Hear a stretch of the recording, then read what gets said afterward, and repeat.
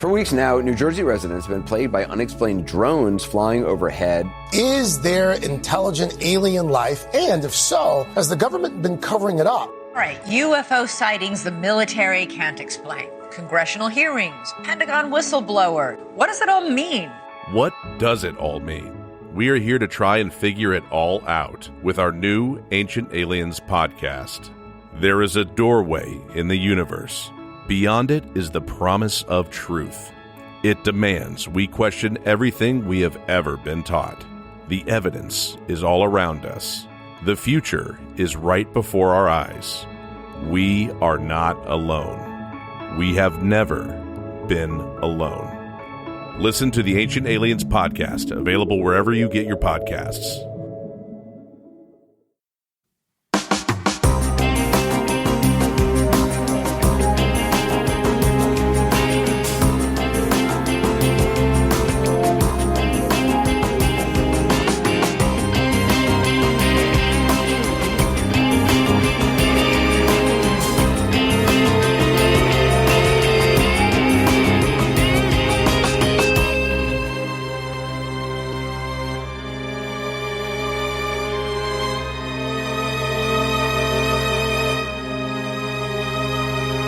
Hello, everyone, and welcome to episode 404 of the True Crime All the Time Unsolved podcast. I'm Mike Ferguson, and with me, as always, is my partner in true crime, Mike Gibson. Gibby, how are you? Hey, I'm doing good. How about you? I'm doing pretty well.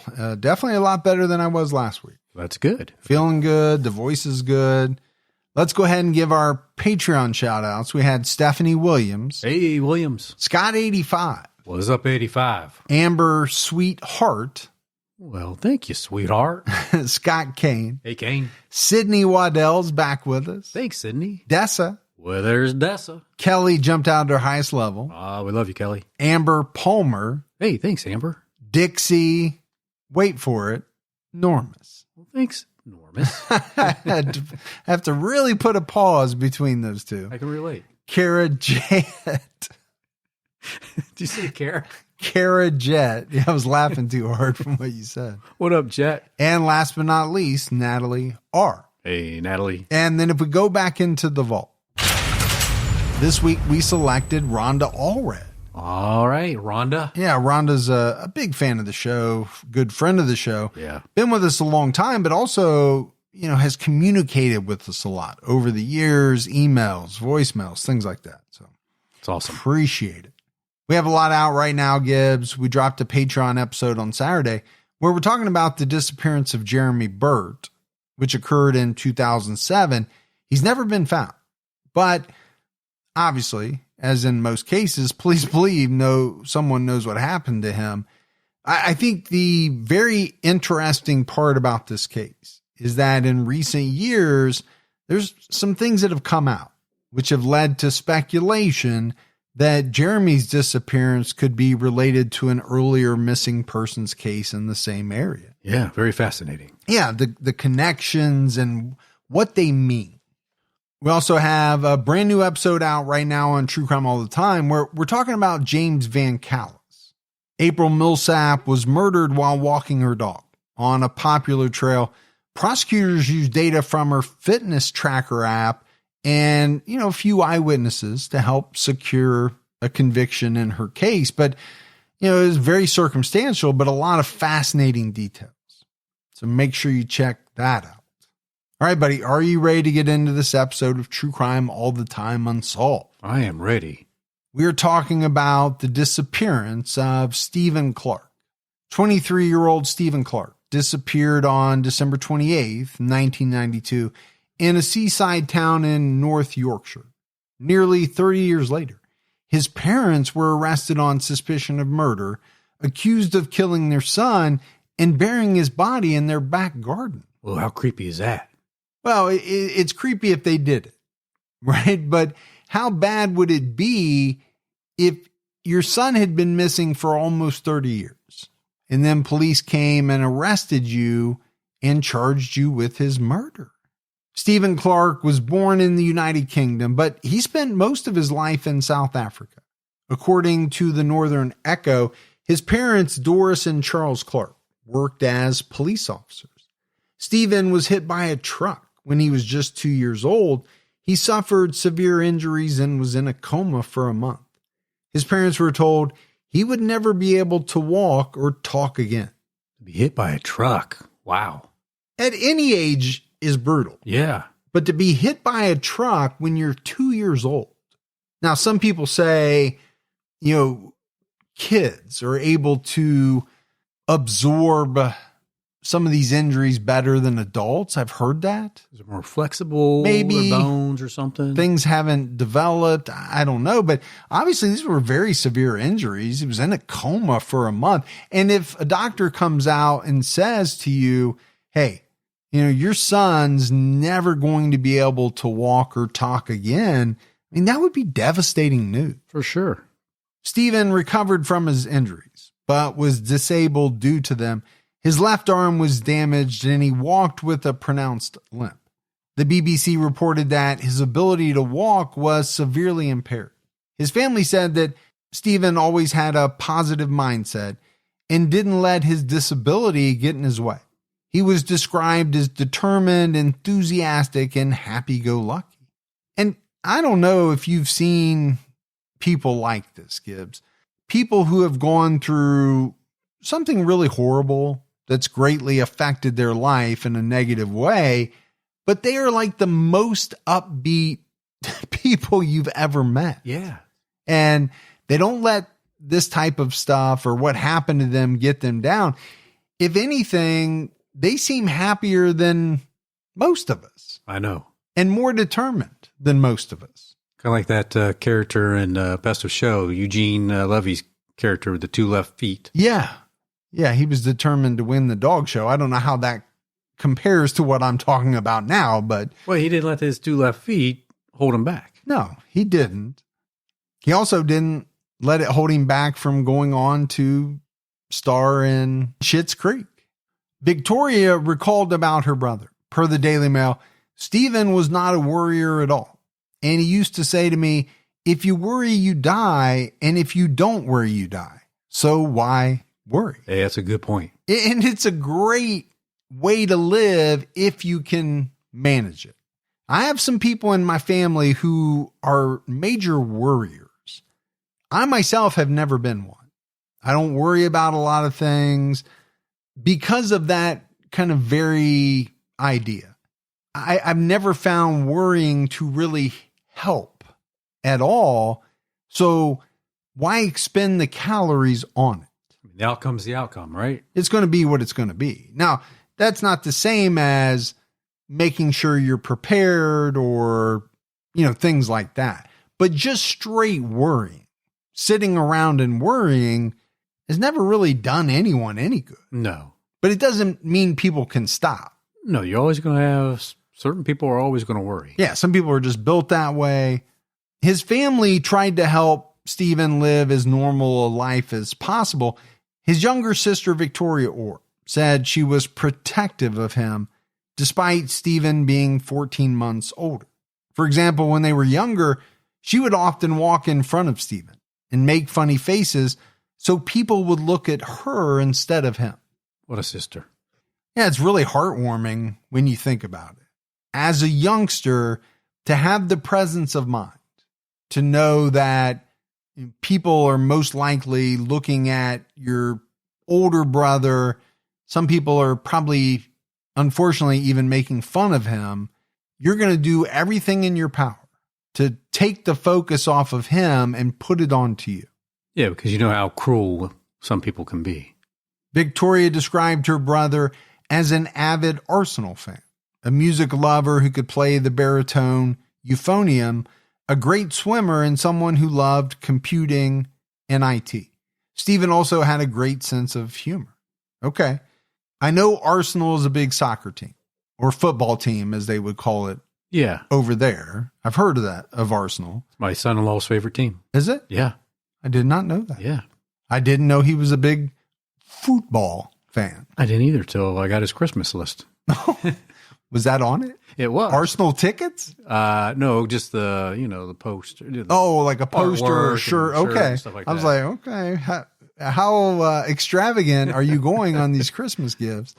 But The one thing I had never heard of is a euphonium. Oh, yeah. What's a euphonium? I play it all the time. Well, you play a lot of things.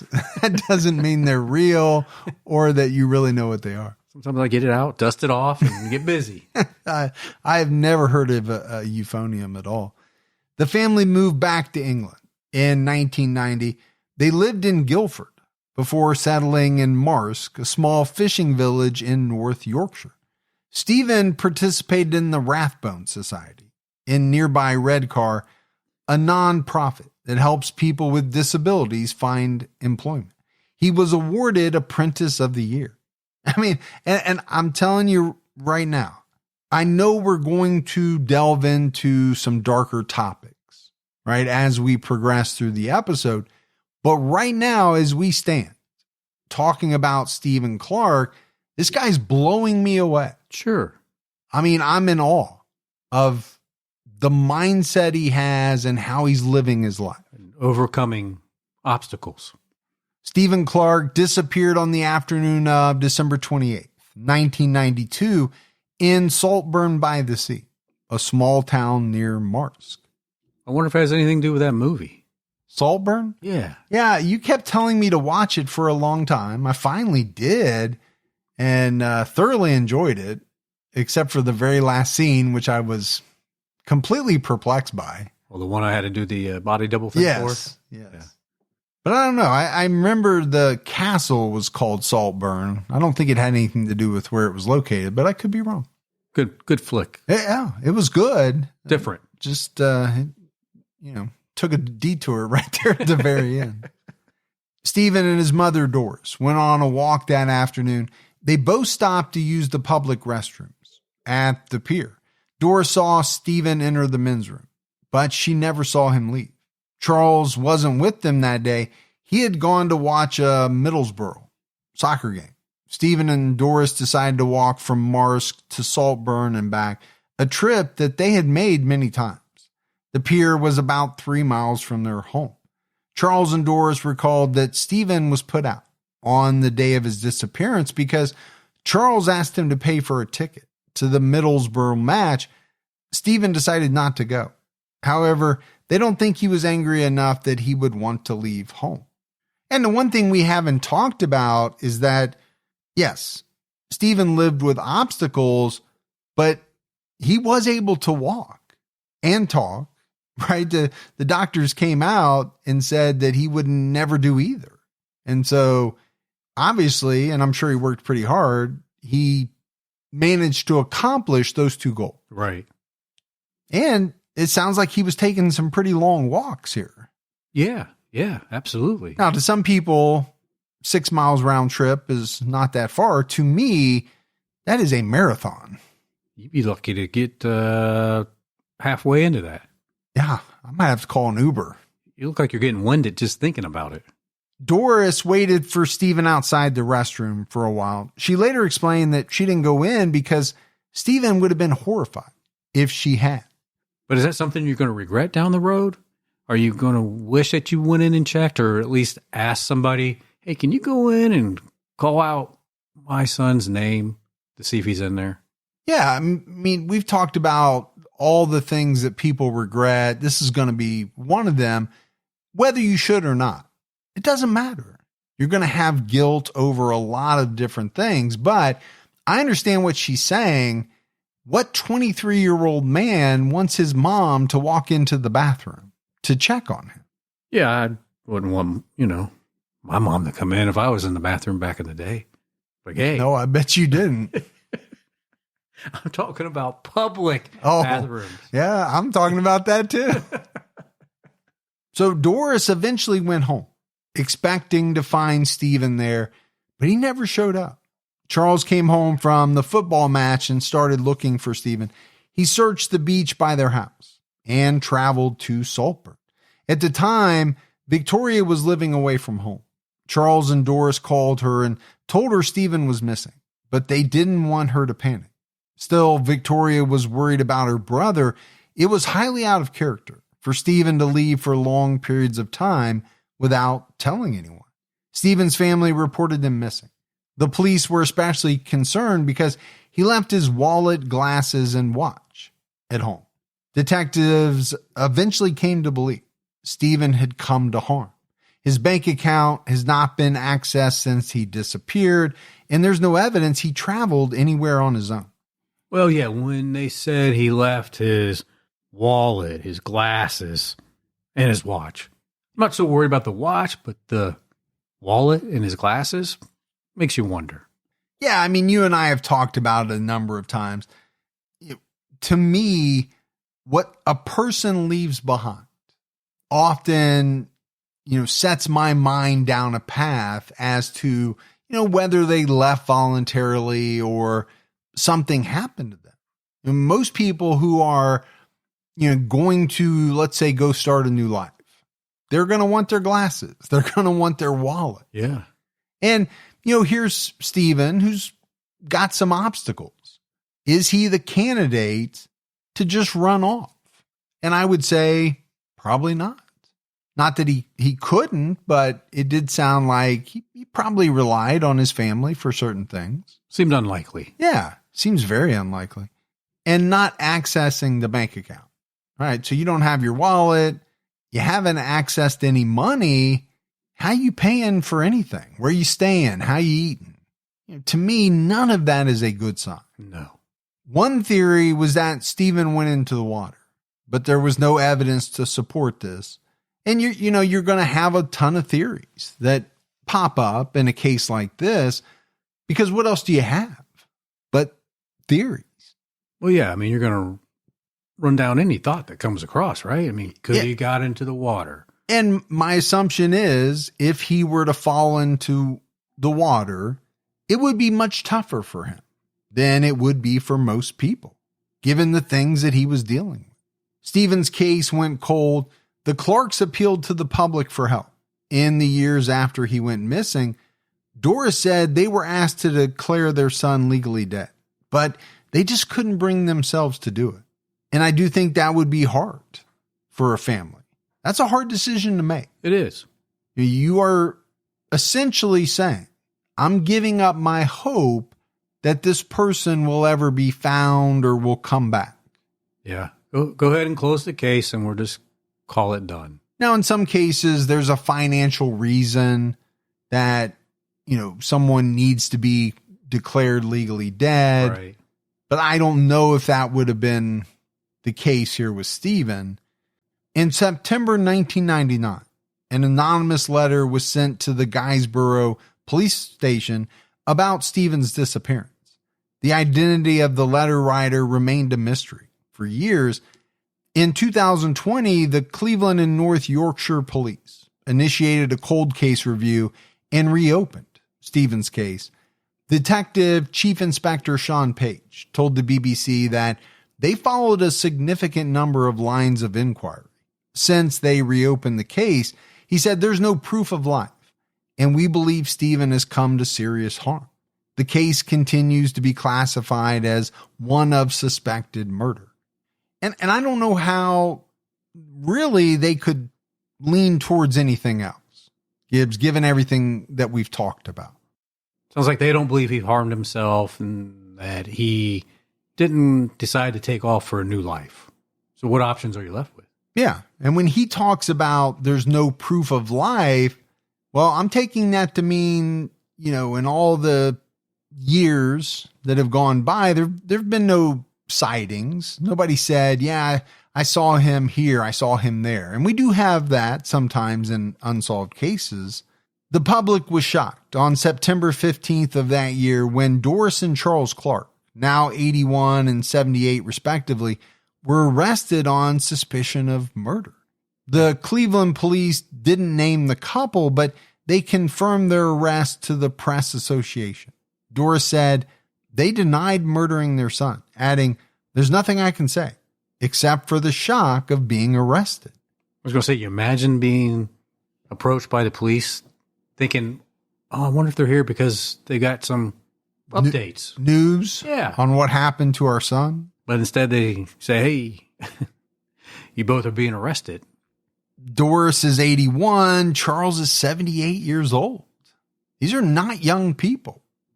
Doris recalled how the police arrived at their door at 8 a.m. with no warning. They were told they were being arrested for murder and were interrogated.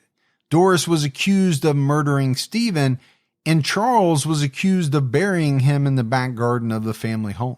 She claimed the police never provided a potential motive. Now, let's talk about that for a minute. What would the motive be? What would a potential motive be for these two people to kill their son? I mean, was he a burden to them? Was he draining them financially? Which could also be a burden. Sure. It could all be part of the same thing. And that's really the only thought that went through my mind, is that they decided that they didn't want to have to take care of him anymore. Again, I don't know at the age of 23 how much they had to take care of him, how much time was involved, how much of a burden financially it was. But other than that, I don't know what the motive would be. Yeah. Charles said the arrest was shocking because they spent 28 years trying to get the police more involved, but it seemed like all they got was a yearly checkup where the police showed up to ask about Stephen's whereabouts. Charles and Doris were released on bail and spent 5 days in a hotel while forensic investigators combed through their home. The police also dug up their back garden. Charles told the BBC they dug up everything. They moved the shed and everything. The police have got a job to do. Why they pick on us, I haven't got a clue. Why it took so long to free us, I don't know. Later that month, the police urged the anonymous letter writer to come forward and help them solve the case. So forensics come in and check the whole house out 30 years later. I don't know what you're going to find 30 years later in a house. Yeah, I don't know what you're expecting to find. I mean, unless somebody kept something hidden and as a trophy or whatever, right? I mean, in the backyard, yeah, maybe dig some things up. Maybe you're finding some bones, potentially. Yeah, I mean, if he's buried in the back garden, they're going to find that. But if you buried your son in your backyard, would you really try to keep the police involved over the years? Or would you just let it go? Just let it go. Wow. You would think you'd just want to not have much to do with the police at all. Yeah. But the other thing, that I'm really getting from this is that it sounds to me like they really took a lot or put a lot of weight on this anonymous letter. Yeah. And what it said in it. It was originally thought that Stephen was last seen at the Saltburn Pier, but the police revealed that Stephen might have been seen later in the day near his home in Marsk. A woman and her family passed a man they believed to be Stephen as they were walking up on the high street towards Marsk Square. He was walking in the opposite direction, towards the Ship Inn. It was not dark yet, meaning it must have been before 3:45 p.m. The woman saw the original coverage of Stephen's disappearance in the 90s, but she didn't think she had any relevant information at the time. She came forward after the renewed publicity in 2020. The police also re-released video footage of Stephen before he disappeared. He participated in a training video for the Rathbone Society. This video was first televised in 1993 to show Stephen's distinctive walk in hopes someone might recognize him and report a sighting. In November 2020, detectives released excerpts of the 1999 letter to show the sender's handwriting. News outlets published an image of the letter, but most of the content was redacted. The letter ends with, "I hope this may be of assistance." So a couple of interesting things here. Number one is that the letter was sent like 21 years before they were arrested. Right. So it wasn't like they had just got this letter. Then you have this woman who comes forward again 28 years later and says that, she has some relevant information.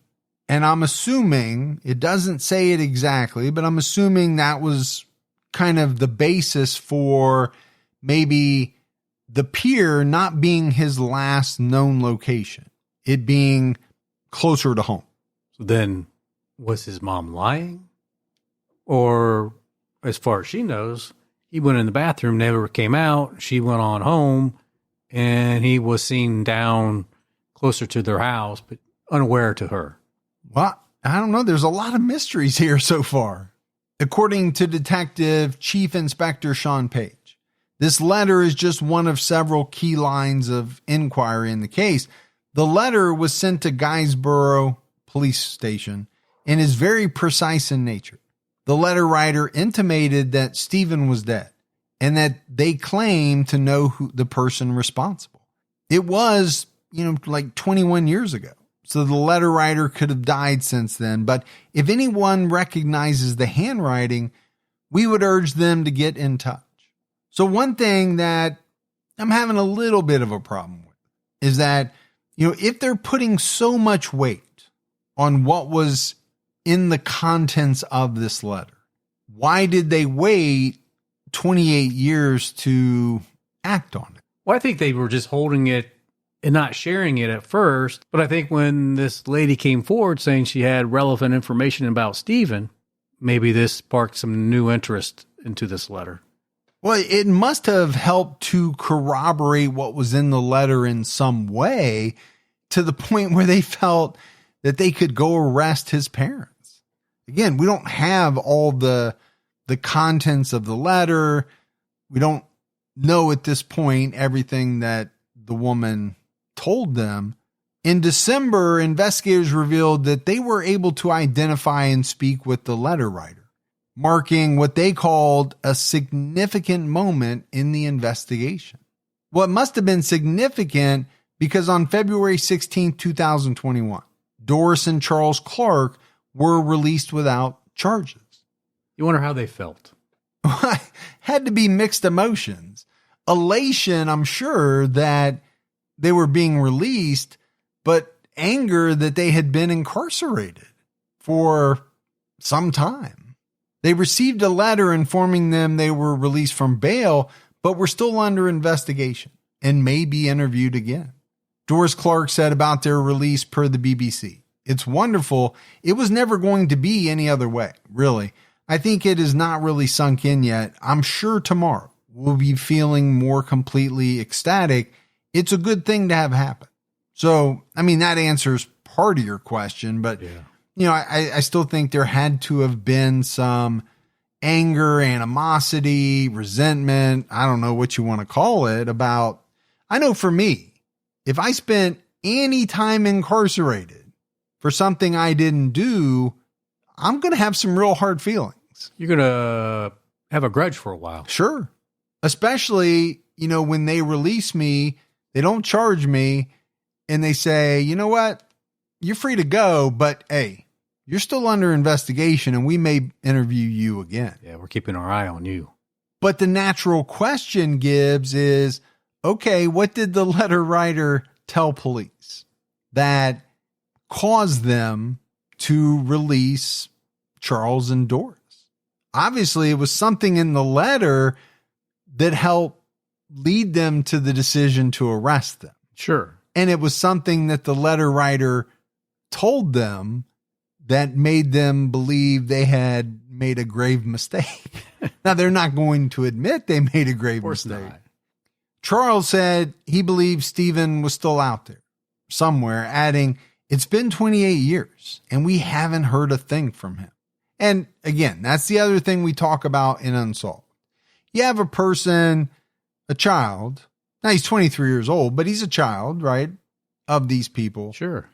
Unless there was some animosity that wasn't documented, what would be the reason why this guy doesn't want to talk to his parents ever again?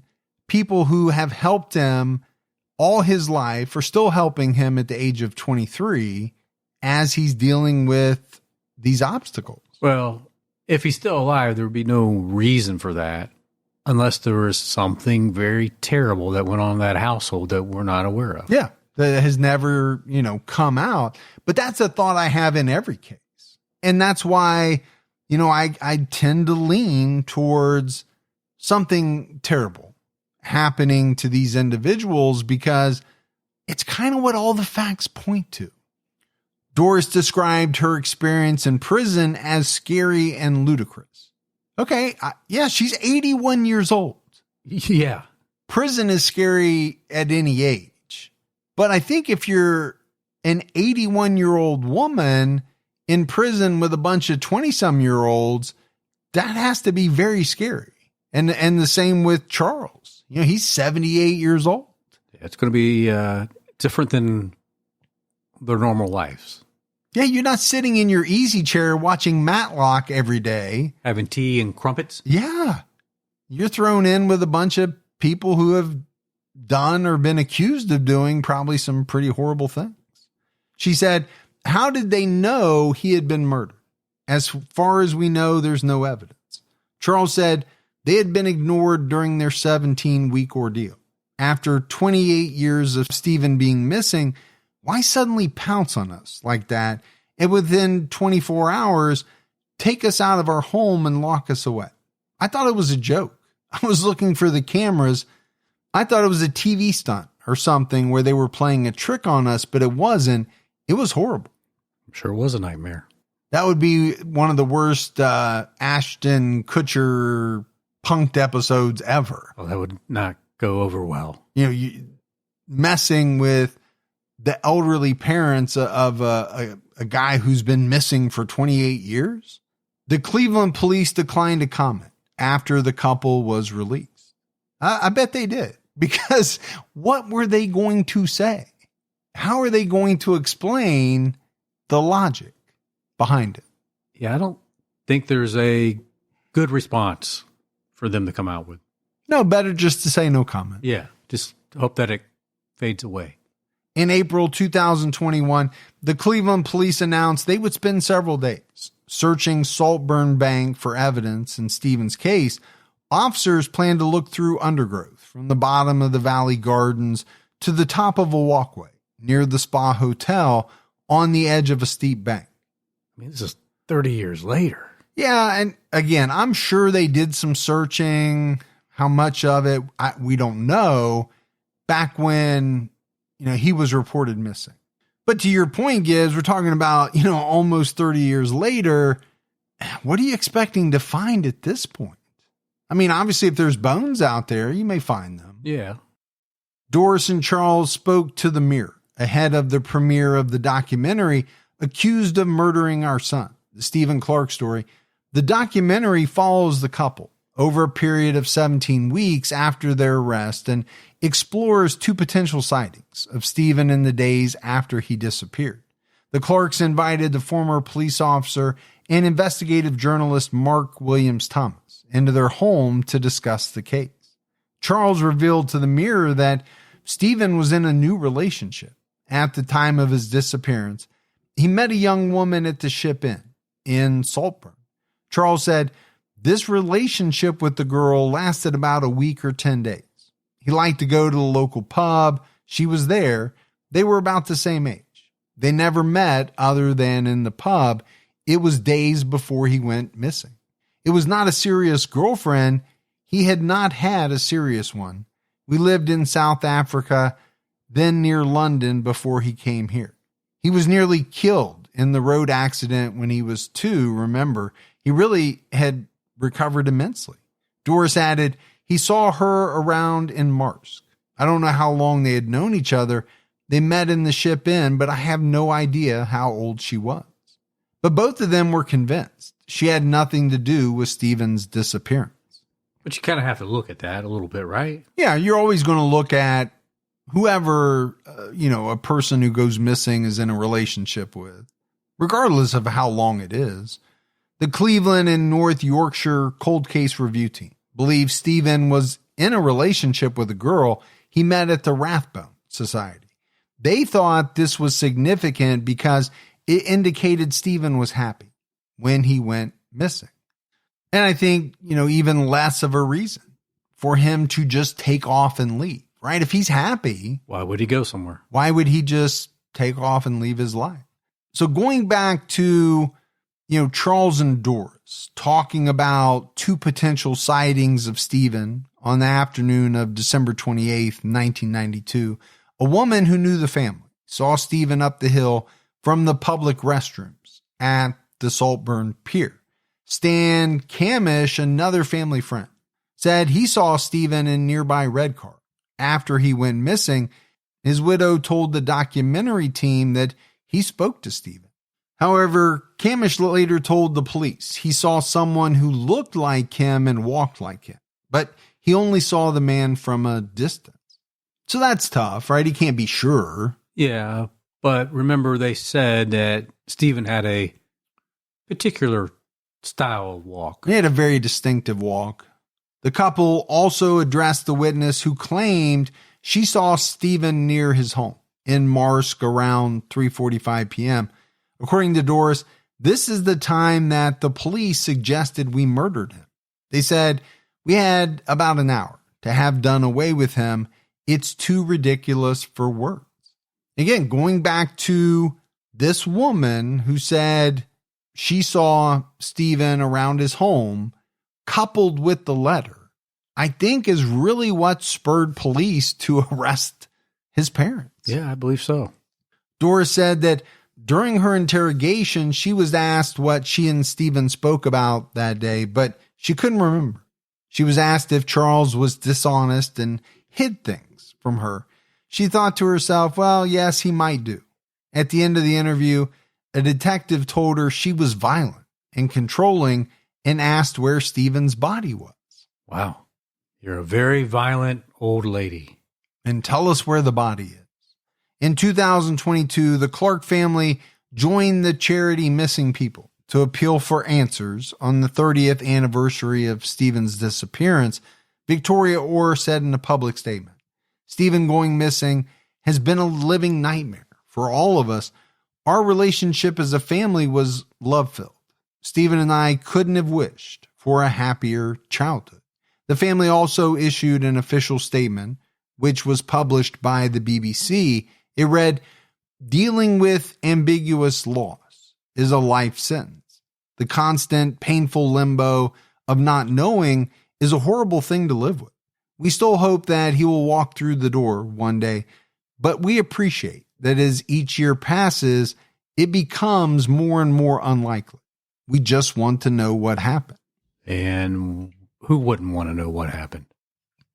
But I think what Doris said, that's a sentiment shared by a lot of loved ones of missing family members. There's hope. People hold out for that person to come back home, walk through the door. But somewhere in people's minds, every year that goes by, I'm not saying they lose hope, but a little bit of reality has to sink in that it's less and less likely that that's going to happen. And much more likely that that person is met with foul play. Yeah. But she's spot on, right? It's a life sentence. It is a life sentence. And, you watch true crime shows where they interview victims' family members. And I don't care how many years down the road it is from when somebody went missing or someone died, those people are still in agony. It's something that really doesn't go away. You just have to live with it. A detective said there were no active lines of inquiry at that time, but the police would continue to respond to intelligence and information. In 2023, Victoria spoke about her parents' arrest in a podcast interview saying, you see this kind of thing happening on TV, but when it happens to you, I felt like the whole world was spinning. I couldn't believe what I was hearing. So my first response was, where are my mom and dad?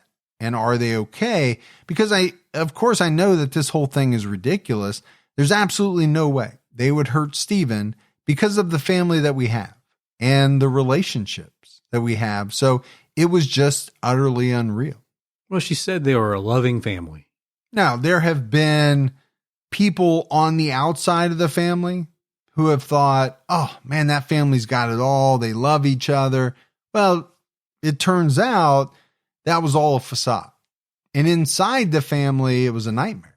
But when you have Victoria saying, her parents were great to Stephen, We all had great relationships. Unless she was covering something up, that's a pretty strong statement. It really is. I'm still just thinking of the shock and awe of that day. Of the arrest? Yeah. Yeah.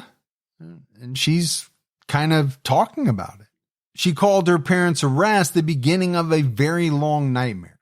She said she lost all her faith in the police, explaining, let's face it, in a missing persons case, we all know that the police have a job to do, and ultimately families are going to be under scrutiny when someone goes missing, but the total lack of empathy and kindness and that guilty until proven innocent approach was unacceptable. Victoria recalled how 2 detectives came to her home and told her her parents had been arrested on suspicion of murder. She was asked to do an interview because the police didn't speak to her at the time of Stephen's disappearance. The interview lasted hours, and she spent the entire time worrying about her parents. She was asked repeatedly if Charles and Doris were violent, which she denied. According to Victoria, detectives were acting on a re-examination of the anonymous letter that alleged the Clarks mistreated Stephen. Makes you wonder why they didn't interview her back then, right? She would have been in her early 20s. Why wouldn't you talk to her back then? It's a great question. And I think a lot of people, me included, are probably pretty perplexed about, 27, 28 years later, re-examining this letter and, all of a sudden saying, yeah, we need to go arrest these people. Based on what evidence? I mean, just because someone put in a letter that they mistreated him? And then you had a woman come forward who didn't in the beginning and say, I saw Stephen near his home. Those 2 things together, I think, were all it took for the police to arrest his parents. And I don't know about you, but that's a pretty scary thing. It really is. I mean, you would hope that they would have to have something more credible. I don't want to claim to be an expert on the British system. No. But being arrested on suspicion of murder, it clearly said they were never charged. But they held them for 17 weeks. It's a long time. And, I'm trying to think about what would happen here in the U.S. I think if you're not charged, you're not held for that long a period of time. I mean, it's a matter of days maybe that they can hold you. Now, don't hold me to it because, again, I'm no expert on that. But I think, you can see, though, why Victoria would say she lost faith in the police, because that would be devastating to have your elderly parents arrested for the murder of your brother, their son, 27, 28 years after it happened, based on very little. If you thought maybe they did it, why not work the case? Where are they going to go? They're 81 and 78. Where are they fleeing to? Yeah, they haven't gotten away in the 27 years since it happened. Right. Victoria spoke about the letter, saying per the Northern Echo. I mean, the letter was even addressed to the wrong police force. The name was wrong. It went to a different police force in Guysborough, which is not the police that we're dealing with. So why was it taken so seriously? I really don't know, but it has devastated our family. Finally, Victoria revealed that her parents were in the process of filing a formal complaint against the police. And I don't know how you couldn't. Yeah. You'd have to do something, right? I mean, you put me in jail for 17 weeks. Now, I get it. It's not 30 years, but to me, any time that you're spending locked up when you shouldn't be is an hour too much, a minute too much. That's the way I would feel. I mean, wrongful incarceration, right?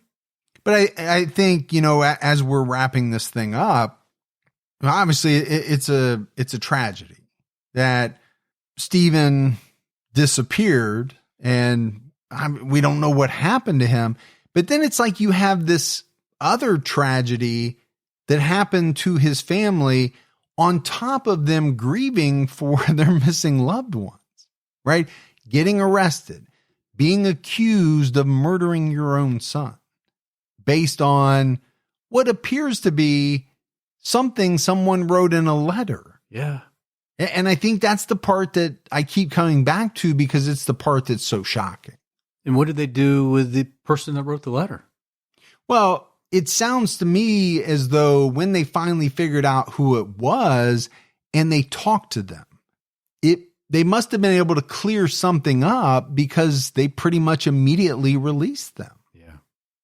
So maybe the letter didn't mean exactly what they thought, or I don't know. Or maybe the person said, "Oh, I wrote that as a hoax. Sorry." Well, but then you would think you might be able to do something to them. Yeah. And maybe they did and it just wasn't publicized. But think about this. I get upset with you, which very rarely happens, but you piss me off. And I sit down and I write a letter saying that you've done something horrible. Yeah. And I mail that letter to the police department where you live. Mm-hmm. And based on that, you're arrested. I mean, that's such a scary thought. And you said you would never do that again. Yeah, I won't. The first time, I think you learned your lesson, but the second time would just be cruel. Yeah, exactly. But it is a scary thought, right? Oh, it is, yeah. That people can be arrested even in the United States. I'm not saying this is just a UK thing. Even in the United States, you can be arrested for things based on very little. You can even be charged with things based on what I would consider to be pretty flimsy evidence. Yeah, but for you know enough truth of me to sprinkle some of that in. Exactly. To make it like, well, maybe. Even though it wouldn't be. But. I might even be able to, call up one of your neighbors and say, hey, can you just do me a favor and say that you saw Gibby, doing this outside of his home? And they'd be like, heck yeah, we want to get rid of that guy. Again, I don't know what the intentions were of the letter writer. Maybe they were innocent intentions. Maybe they thought they saw something and they just wanted to point it out to police and police took it the wrong way. I don't know. Yeah. What I do know is that, it's been over 30 years since Stephen Clark went missing. At the time of his disappearance, Stephen was described as 6'3", with a medium build. He had blue eyes, dark brown hair. He was last seen wearing a maroon crew neck jumper, a navy blue parka with a fur hood, blue jeans, and gray sneakers. You can provide information to the Cleveland police via an online portal or call Crime Stoppers at 0800-555-111. If you have information about Stephen Clark, you can submit a tip through the Cleveland police section of the major incident portal online or submit a tip to Crime Stoppers at www.crimestoppers-uk.org. I mean, it's a real mystery, what happened to him, which, let's face it, all of our unsolved cases are mysterious at the end of the day. They are. I think what is different about this case is how the victim's family was treated. That's something that you don't see all that often. Definitely a shocker. Now, they're always looked at. I mean, police wouldn't be doing their job if they didn't look at, the family, a significant other, boyfriend, girlfriend, husband, wife, that sort of thing. I'm sure they look back and say, boy, we should have handled that probably differently.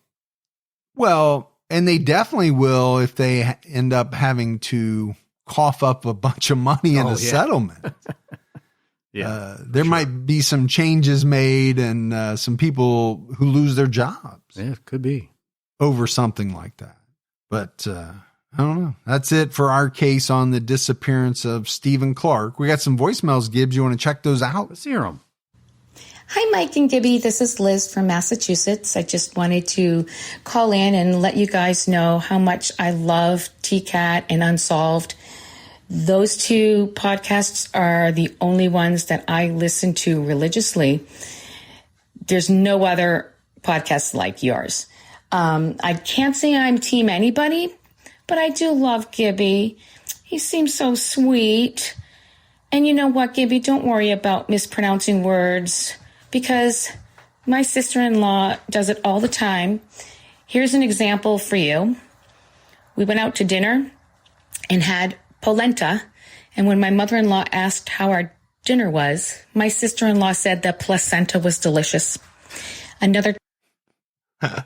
Sorry, I for some reason the voicemail cut off. And the reason why it sounded so good is because she recorded it and sent it through an email. Oh, yeah. It sounds really good. Yeah. Yeah. It always sounds better when people record them and send them in through an email. But for some reason, all of a sudden it cut off. But I wanted to play it because I thought that was so funny. I can relate. And it's something that that you might say. Yes. I like the way she said, and don't worry, Gibby. I know. You get the sympathy vote. Yeah. You know, she felt bad for you. Hey guys, I'm sitting here listening to your 3-part thing on the Zodiac Killer, and you were speaking about genetic genealogy. And I'm a family historian by passion and a true crime activist by, chance, I guess. And something that I learned for genetic genealogy is second cousins will match 100% of the time. But out of 100 people, by the time you get to your 6th cousin, out of 100, only 6 of them will match. So while genetic genealogy is a great resource, it may not always lead us to who we think it will. Anyway, I love your show. I'm team anybody who keeps these unsolved cases out there and is, helping try to give these families closure. Stay safe, keep your head on a swivel, and keep your own time ticking. Bye. All right. Well, that was some great information. I did not know that. Yeah. But she's right. It's a great tool, but like any tool, there's limitations to everything. What's that old famous funny saying? Was it in the movie, they did Shake and Bake, or was it in The Office where they're like something 100% of the time, 100% of the time? 65% of the time, it works every time. Yeah, exactly. And it was neither one of those movies. It was Anchorman. Anchorman, that's what it was. I couldn't remember. When he was putting on Sex Panther. Oh, yeah, that's right. Yeah. It smelled so horrible. Yeah. All right. But you made me laugh just thinking about that movie because that part cracks me up. It's a good movie. All right, buddy, that is it for another episode of True Crime All the Time Unsolved. So for Mike and Gibby, stay safe and keep your own time ticking.